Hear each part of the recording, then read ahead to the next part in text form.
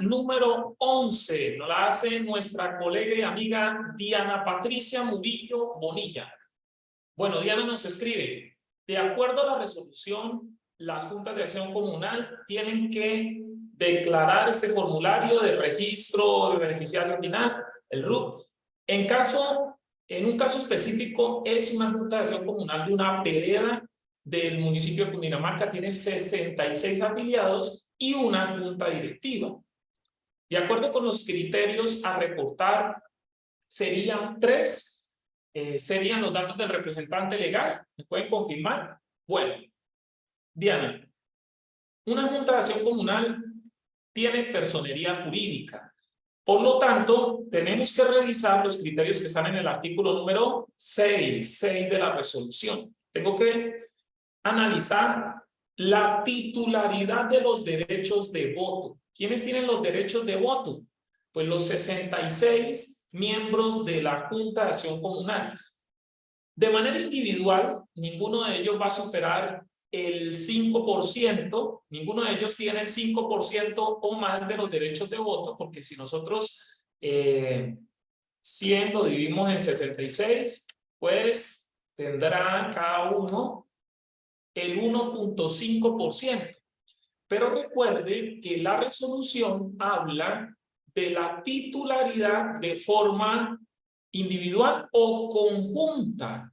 Tengo que mirar si en esa junta de acción comunal, entre los miembros, no existen familiares que tengan relación de consanguinidad hasta el segundo grado, o relación de afinidad hasta el segundo grado, o primero civil.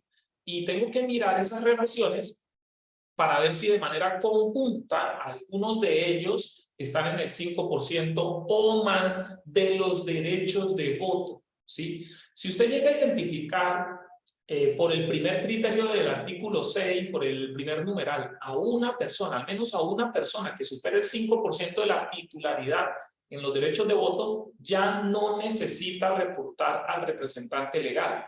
Si usted hace el análisis del numeral 1, ninguno de ellos de manera individual o conjunta tiene el 5% o más de los derechos de voto, y tampoco no existe ninguna persona que ejerza el control, es decir, que tenga la potestad de imponer las decisiones a la Junta de Acción Comunal.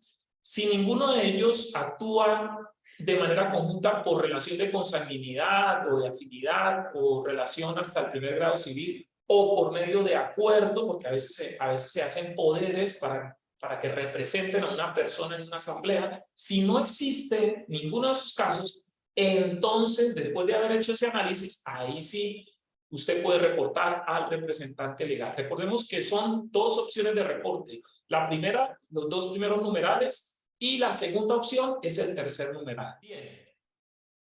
Pregunta número 12 la hace Maribel León Quintero. Un saludo para Maribel, que nos escribe: en la fecha inicial y la fecha final del registro, ¿qué se debe colocar? Bueno, fecha inicial es la fecha en la que esa persona natural cumplió los criterios para ser beneficiario final. ¿Ok? Entonces, por ejemplo, puede ser que un socio sea titular del 2% de las acciones, del capital y de los beneficios y de los derechos de voto, y entonces no se deba reportar porque es dueño solamente del 2%. Pero más adelante compró otro paquete de acciones y se volvió titular del 6%. Entonces, en el momento en el que usted cumpla los criterios para ser reportado como beneficiario final, bien sea por titularidad, bien sea porque adquirió el control por algún medio de esa personería jurídica, entonces esa es la fecha inicial. ¿Por qué trae fecha final el RUC? Porque en algunos casos, como sucede con los acuerdos, con los poderes, también con algunos patrimonios autónomos, los derechos que se le transfieren a una persona tienen fecha de caducidad. Yo puedo, por ejemplo, darle un poder a un abogado para que me represente y le puedo decir que ese poder vence en un año. Entonces, esa persona que está actuando en representación de otra y que tiene la facultad, por ejemplo, de tomar decisiones en una asamblea, esa persona también tendría que reportarse como beneficiario final porque está actuando por medio de poder de manera conjunta con otra persona, pero tiene una fecha final para ser beneficiario final. Entonces, por eso se incluye. Hay muchos casos en los que no existe fecha final. Un socio es socio de las acciones, no tiene planes de venderlas en el futuro, de manera indefinida, es socio, usted deja en blanco esa fecha final, no pasa absolutamente nada. Pregunta número 13, la hace nuestra colega Diana Patricia Murillo Bonilla y nos escribe: es una copropiedad horizontal en la ciudad de Bogotá, tiene 228 apartamentos. Y según la escritura de constitución de la propiedad, se le asignó a las unidades privadas de cada apartamento un coeficiente del 0.44%. O sea que no cumpliría con los dos primeros criterios de la resolución. Sería el tercer criterio para reportar representante legal o administrador. Bueno, Diana, la información que nos da usted ahí en la pregunta solo nos ayuda a concluir que de manera individual ninguna de las personas naturales que son copropietarios cumple con el criterio número 1 de la resolución de titularidad, ¿sí? Titularidad directa. ¿Por qué? Porque ninguno de ellos tiene de manera directa y de manera individual, ninguno de ellos tiene el 5% o más de los derechos de voto en la asamblea. Pero recordemos que la norma también me dice que tengo que revisar el porcentaje de titularidad para aquellos que actúan de manera conjunta. Y si miramos en el artículo 1 las definiciones, dice que actúan de manera conjunta las personas que actúan junto a terceros por tener relación en el segundo grado de consanguinidad, afinidad o primero civil. Y también tengo que revisar los acuerdos, algunos acuerdos que se firman entre terceros para actuar conjuntamente. Entonces, no solamente por el hecho de que el coeficiente de propiedad de cada uno de los copropietarios sea del 0.44, ya yo me voy al tercer numeral. No, tengo que revisar si alguno de ellos actúa conjuntamente. Si ya después de haber hecho ese análisis, usted concluye que ni de manera individual ni de manera conjunta, ninguno de ellos actúa o tiene la titularidad del 5 o del más, 5 o más de los derechos de voto, entonces ahí sí es cuando usted aplica el numeral 3, que es reportar al representante legal o a la persona natural que tenga la mayor autoridad administrativa de esa propiedad. Pregunta número 14, la hace nuestra amiga Rebeca. Vamos a ver qué nos pregunta Rebeca. Dice: una sociedad que está administrada provisionalmente por la SAE, ¿a quién reporta como beneficiario final? Bueno, vamos a contestar esa pregunta, la número 14, y le voy a referenciar a Rebeca un oficio, porque esa pregunta ya se la hicieron a la Diana, y el oficio, a ver, vamos a ver si este que tengo por acá, sí. El oficio es el oficio 908869 de la Diana. ¿Listo, Rebeca? 908869 le hicieron esa pregunta a la Diana. Y en ese concepto que le estoy mostrando en la pantalla, la DIAN básicamente dice que existen dos momentos que deben considerarse, ¿sí? Cuando producto de una medida cautelar existe un depósito provisional de los activos, caso en el cual los accionistas mantienen la titularidad sobre el capital de la sociedad, o sea, todavía los accionistas tienen la titularidad. Ese es el primer evento. Y el segundo, cuando por sentencia judicial se declara la extinción del derecho de dominio. En ese caso, la titularidad le corresponde a la SAE, a la Sociedad de Activos Especiales. Entonces, tenemos que mirar cuál es la condición de esa sociedad, porque dice que está administrada provisionalmente por la SAE. Si dice provisionalmente, yo creería que está en el primer evento. En el primer evento tendría que reportar a los beneficiarios finales de la de la persona jurídica normal, de acuerdo a los criterios del artículo 6. Pero si está en el segundo evento, debe reportar a la SAE, a los beneficiarios finales de la SAE.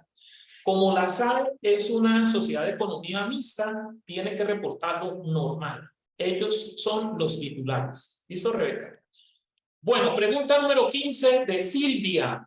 Silvia nos pregunta, ¿cuándo es una junta de acción comunal? Cuando es una junta de acción comunal, una cooperativa, y no se tiene el cumplimiento del 5%, o sea, ya Silvia analizó a todos los asociados de los cooperados y se dio cuenta que no cumplen con el criterio de titularidad del 5%, ni de manera individual ni de manera conjunta, ya lo analizó. Dice, ¿reportamos al representante legal o a la junta administradora?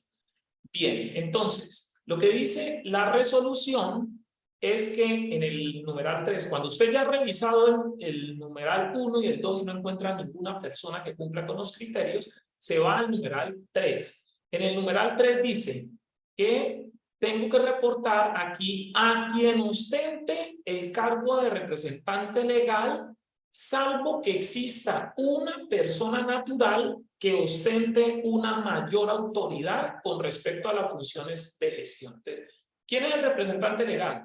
Lo identifico. Luego me pregunto, ¿existe alguna persona natural que tenga una autoridad en cuanto a las funciones de gestión que esté por encima del representante legal? Si existe, reporto a esa persona. Y si no, reporto al representante legal. Pregunta número 16 nos la envía nuestra amiga y colega Claudia Solorzano. Claudia dice, los sindicatos deben hacer el registro de RUE y se debe reportar al representante legal. Bueno, Claudia, los sindicatos son personas jurídicas. Tienen que revisar, como todas las personas jurídicas, el criterio o los criterios contenidos en el artículo número 6. O sea, que debe analizar los criterios de titularidad de los derechos de voto. ¿Cómo está organizado el sindicato? ¿Quiénes tienen los derechos de voto? Por ejemplo, ¿quiénes votan cuando se va a elegir el representante legal? ¿Sí? Entonces, tengo que revisar la estructura y tengo que mirar la titularidad de los derechos de voto. Cómo funciona el sindicato como tal. Si usted no encuentra ninguno que cumpla con el criterio de titularidad del 5% más de los derechos de voto, revise si existe una persona natural que por X o Y motivo, porque le dieron un poder por su posición, etcétera, esa persona tiene la capacidad de imponer las decisiones en el sindicato, ¿sí? Si eso ocurre, lo debe reportar también. Ahora, si usted no tiene ninguna persona que cumpla con el criterio de titularidad del numeral 1, ni tampoco hay una persona que controle, entonces ahí es donde usted reporta al representante legal o a la persona natural que ejerza una mayor autoridad de la gestión. Pregunta número 17, Maribel Tarazona Carrillo, un saludo para Maribel. Maribel nos pregunta, en una SAS donde uno de los socios falleció y el difunto no hicieron el proceso para la sucesión ilíquida, o sea, los herederos todavía no han liquidado la sucesión, ¿cómo reporto a los beneficiarios finales? Eran dos socios, una que está viva y el otro socio fallecido. ¿Reporto solo a la viva? Bueno, Maribel, esa pregunta también se la hicieron a la DIAN y ya tenemos un concepto que se lo voy a compartir por aquí. Es el concepto número 213, oficio de la DIAN. 213.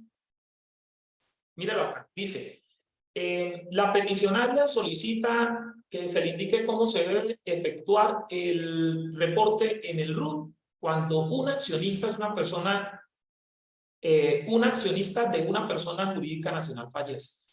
Entonces, la respuesta, y es una respuesta lógica de la DIAN, lo que dice por aquí es que asumiendo que la persona fallecida correspondía a un beneficiario final, o sea, ya se hizo el análisis, efectivamente era un beneficiario final, entonces la persona jurídica deberá suministrar en el RUT su información, o sea, la información de la persona que falleció. Y cuando se liquide la sucesión ilíquida, se deben actualizar el RUT para reportar a los herederos que quedan como beneficiarios finales. Pero mientras no se liquide la sucesión ilíquida, se debe reportar al fallecido. O sea que uno en Colombia se puede morir, pero sigue apareciendo como beneficiario final. ¿Listo? Y es lo lógico. ¿Por qué? Porque la sociedad líquida sigue siendo una persona para efectos jurídicos, efectos tributarios, sigue siendo un beneficiario. Bien, la pregunta número 18 nos la envía Elio Ortegón. Dice, un conjunto residencial con 9 casas reporta a los 9 copropietarios del conjunto residencial. Dice, o al administrador como representante legal de esta persona jurídica. Bueno, entonces, es una persona jurídica, es una propiedad horizontal. Si yo tengo 9, seguramente, 100 dividido en 9, entonces cada uno de ellos tiene el 11%, ¿sí?, de los derechos de voto. O sea, cada copropietario, de acuerdo a cómo está organizada la propiedad horizontal, cada copropietario tiene derecho a un voto en la asamblea. Entonces, por titularidad en los derechos de voto en la asamblea, tendría que reportar a los 9 propietarios. De todas maneras, siempre recomiendo mirar los estatutos, cómo está organizado, pues ahí eso sería lo lógico, teniendo en cuenta la información que nos suministra Elio Ortegón. Saludos para él. Bueno, pregunta número 19 de Marta Cuello. Marta nos escribe, en el caso de una empresa SAS que tiene un único propietario, las SAS se pueden crear con un único socio. Dice, y él mismo es el representante legal, ¿es necesario reportarlo? Siendo así, pues obviamente es el único reportado, ¿es correcto? Bueno, Marta, si yo tengo una SAS y esa persona es el único socio, primero que todo, la SAS es una persona jurídica. Tengo que aplicar los criterios del artículo 6. Entonces, yo empiezo a aplicar los criterios del artículo 6, lo primero que hago es mirar el numeral 1 y el 2. Y resulta que ese señor, que es único socio, pues cumple con el criterio de titularidad y también con el criterio de control, ¿sí? Entonces, yo me voy por la primera opción. Yo lo reporto por titularidad y también por control.